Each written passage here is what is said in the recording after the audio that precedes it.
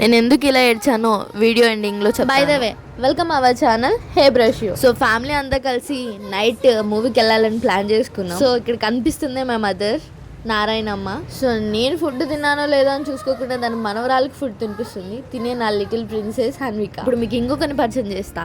ఇదిగో తినే మా brother.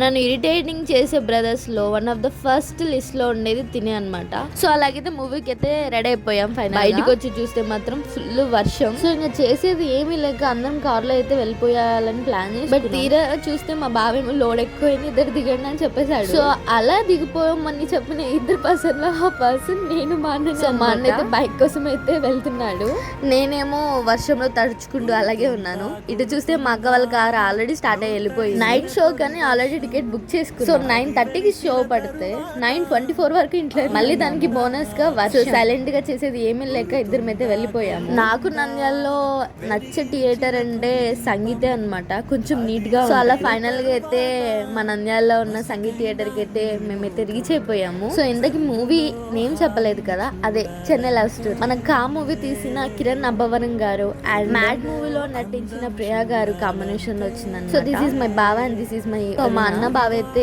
Bikes and car park చేయడానికి వెళ్ళిపోయారు. ఫైనల్ గా రీచ్ అయిపోయాము. This is my sister and this is my వదిన అనమాట. ఓకే గైస్, నెక్స్ట్ వీడియోలో మూవీ ఎలా ఉందో చెప్తా.